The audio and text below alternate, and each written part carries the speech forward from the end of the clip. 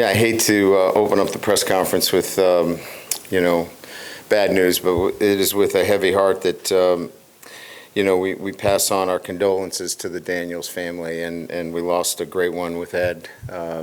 Lost his battle here the other day, and I think we all know him as a passionate sports broadcaster here in the state of Louisiana, and the work that he did was incredible, whether it was high school, college, or the pros. He was, last time I got a chance to be with him, he was at SEC Media Day, and unlike some of you elitists in here, he was carrying his own camera. I'm kidding. But, he had his camera, and he was actually waiting for a couple of the guys, but that's who he was. And, I only knew him for a couple of years, but, certainly for those that knew him longer, he certainly will be missed. On a brighter note, we had some graduates yesterday, really proud of them.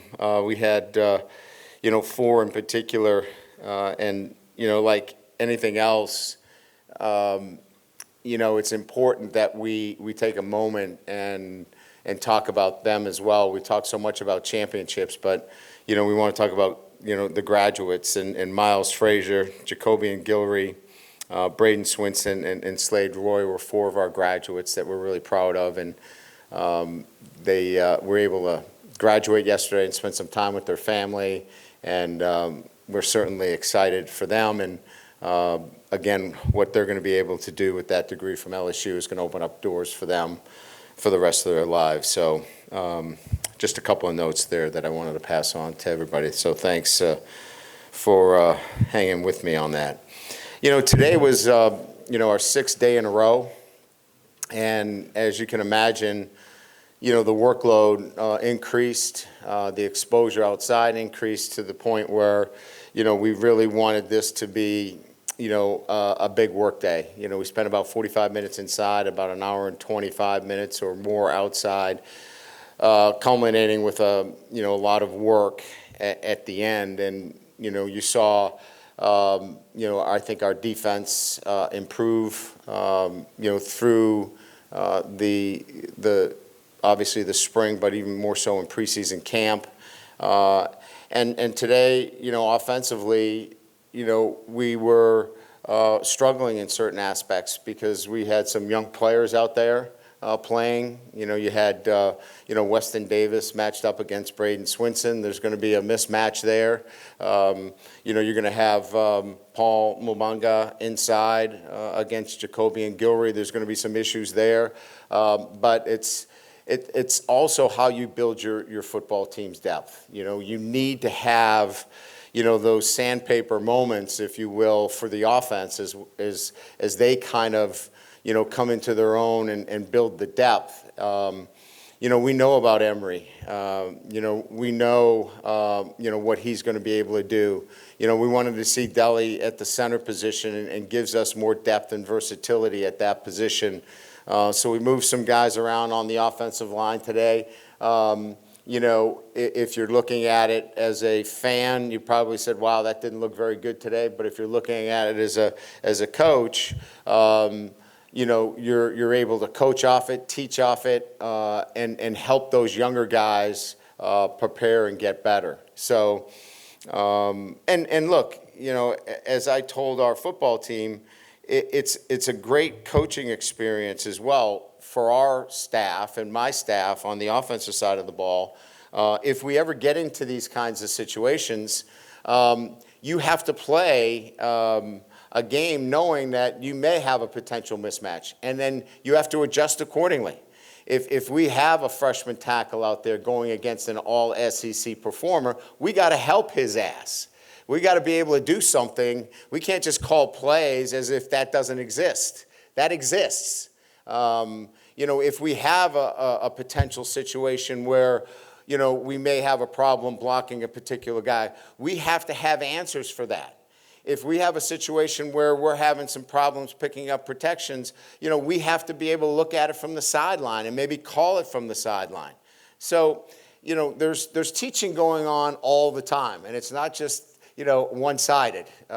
There's a lot going on there, and a lot of people are learning on a day-to-day basis, and from my perspective, those are all good times for me relative to, getting where we need to get to, and that is being prepared for USC when we kick it off in a couple of weeks. So with that, we'll open it up to questions. Yeah, hey, Coach. We didn't see DJ Chester out there. Is he doing okay? And then just kind of your observations of how Tyree Adams did kind of with that first team today. So we've had a bug going around, a lower GI bug through the O-line, and Emory was affected greatly from it today. You saw he was in and out. He probably shouldn't have been out there, but you couldn't keep him from practice. That's what he was suffering from. We sent him home.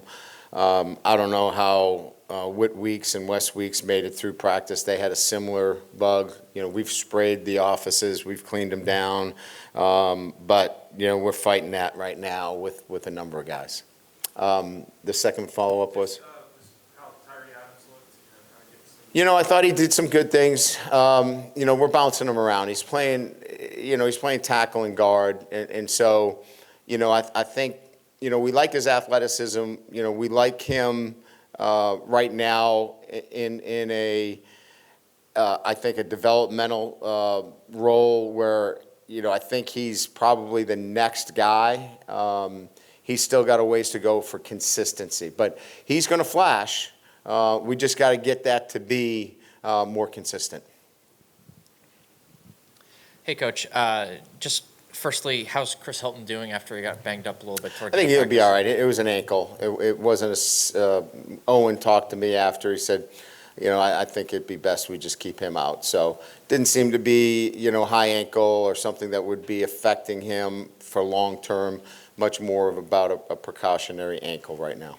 And it seemed like Garrett Nussmeier had a pretty good day at camp today. How have you seen him progress throughout camp so far? Yeah, I thought he did some pretty good things. I mean, there were a couple of things in pressures that, he thinks he's got 52 timeouts. He takes timeouts when he wants to take a timeout. I think he's got to work through a couple of things out there where, decision-making relative to some pressure looks that I want him to get better at. But I thought his process was really good today. He stayed within himself. He looked under control in the situations that we created for him today. And I think when he does that and his drop is in rhythm, he's really good. So I thought we saw a good version of him. I think there's a better version of him out there. Hey, Coach, up to the left. How important is a guy like Garrett Dellinger to the offensive line in situations where maybe you need him to slide or move with his past experience? And have you guys bonded at all over your past experience in Michigan at all? We know each other, and we've had a relationship since we've gotten here over that because I recruited him. So we knew each other like my first day here. That was a guy that I knew. So, I think we've had a relationship since day one. So that's kind of been nice. But having him as a guy that can play a couple of positions for us has been really important, on that offensive line.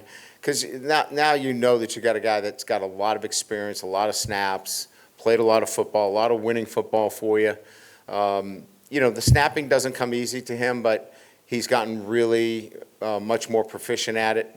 He was good today with it. A couple of low snaps, but I think he's feeling much more comfortable with it. Coach, let's talk about it being movie day soon. I know heading into fall practice, there was kind of an outside expectation that maybe you guys would be trying out a lot of different things in the defensive back room, just that there'd be a lot of competition. And so far, you've kind of seen the same group of starters, and again today. So I'm just kind of wondering, how are you evaluating that position? Have you seen any movement? Are you waiting for someone to earn it, or what's the status there? No, I think what you're doing is you're giving a lot of guys an opportunity. I think we read too much into the first group that goes out there. Look, there's going to be injuries, and that's part of this game. You have to have as much confidence as the next guy going in. If a guy, pulls a hamstring in the first series, that next guy has to be somebody that can go in and play at the highest level. So, I think it's much more about any guy that's getting a first or second team rep is a guy that we believe that can come in and help us win a championship. So I think if you don't see him in the first or second rotation, too deep and maybe a swing player, then he's probably not ready yet. And I say yet because, there are some guys that kind of begin to blossom a little bit later, but whoever you've kind of seen out there in the back end of the defense at this point, those are the guys that we're trying to get ready for USC. Jacoby and Guillory, what have you seen from him? When you got here to Baton Rouge, he was already here. What have you seen from his growth, his progression, and what do you expect to see from him this year? Well, he wasn't a very good football player when we got here. He was, technically, I would say out of control. He did not play with the kind of discipline necessary to play the position at a high level. And consequently, he didn't play a whole lot of football. I think his maturity and I think his understanding that he needed to be very good at his technique and leverage. And I think last year he figured that out. And because he's so strong and explosive and can play with great leverage, he's now taken those strengths of his and put himself in a position to be an outstanding football player and can play at the next level because of it. So with great strength and lower body strength and great technique, he's now put himself in a position to be a guy that we count on. I think at the same time, there's been parallel tracks with him off the field in that we just talked about him being a graduate. I think his emotional maturity has allowed a lot of this to happen as well. When I first got here, he was not in control of his emotions. There would be times where he just would go off the deep end in terms of not being able to control himself. And he has handled himself very well emotionally. And because of that, I think we've seen this player ascend the way he has. Coach, you talked a little bit about the tight ends recently. Given the options you have in the tight end room, do you think we might see a little bit more usage of 12 personnel this year than we did last year? Oh, without question. I think you'll see 12. I think you'll see 13. I think just watching the scrimmage passively, you can't help but notice 88 and 14. We know about Mason, but it is 14, right? Tradez? Yeah. 88 and 14. I want to make sure I get his number right at least. But those two guys in particular, really show. They're young. I mean, Tradez was standing around the pile and got rolled up. I mean, you can't be standing around. You got to be, on body. But they're learning, but they are so talented. And I think Pimpton has really kind of taken that next step where, he's sticking his nose in there aggressively, run blocking, catching the ball. And I see Tradez, making progress as well. So I'm excited about, who wouldn't be excited about those two guys? I mean, they are unique individuals in terms of what they can do in the passing game, and they're really coming along in the run game. Coach, a lot of fans are going to have to make the choice between donating to TAF or the NIL Collective this year. Which one do you think helps your team more, and how do you balance the two? Well, as I understand it, you'll get points by donating to the NIL through TAF. So I think that there is a way to kind of funnel both of those together now, and I think that that's what this is all starting to begin to look like, right? That I think the NCAA would love to get rid of collectives. Whether that can hold up into the courts, I have a hard enough time with my own job, right, to figure out as a head coach. I don't know what's going to happen in the courts, but that would be, a dream to get rid of collectives and have everything run through the universities, right? And if you give to the NIL at LSU, you get points to get upgrades on your seats and, a tax deduction, which we don't have right now. But I think that's coming. I think it's just natural in its progression of everything that we've seen from revenue sharing in 2025, that's kind of the next iteration. So although that might be the case right now, I think we're starting to move closer towards, if you do make a donation, that you're going to be able to see that through TAF go to an NIL. Hey, Brian, in your 33 years, have you had an offensive line that's got as much potential and as many starts as these guys have had? And also, when did you think they could be special, like if they stayed together, like mid-22, end of 22? Yeah, I think it happened when, when we decided to start the two freshmen, right? You knew you had them for 3 years. And then their progression, you knew you had two bookends. And now it's just a matter of what kind of continuity were we going to get at the guard and center position, And so I thought that once that decision was made, it was made with a sense of, let's try to keep the band together here for a few years and really look at 3 years of really top-notch offensive line play, with the culmination hopefully being this year. We still got to go out and play. We got to execute. But, this is going to be an outstanding offensive line. They got to go do it, right? Looks good in paper. But this is going to be a really good group. Yeah, I've had, we had a group with, at Notre Dame with McGlinchey, who was a first rounder, Quentin Nelson, who was a first rounder. That group was very, very similar, where they controlled the line of scrimmage. You owned the line of scrimmage in short yardage. You were able to convert and hold on to the football when you needed it. And you saw a lot of running of the football today, and I think we're going to be able to, when it's those tough times, we're going to be able to rely on that offensive line to convert for us. But, I would say, the 17, 18 offensive line that I had at Notre Dame had a lot of similarities. Hey, Coach. Ahmad Burrow has been getting a lot of reps with the second-team defense. How has he progressed throughout the fall, and how has his transition been from moving from the edge to the inside? Well, none of it would have been possible unless he put on 30-plus pounds. So it starts with his physical development, and he's done a terrific job. Dr. Frakes, our nutritionist, Jake Flint, strength and conditioning. There's a team here that has done a great job of taking a young man that was committed and dedicated to putting on the right amount of weight and doing it the right way. He's still lean. And, he's close to 290 pounds. He came in somewhere in the 250 range. So I think he's closer to 40 pounds in terms of weight. He is smart.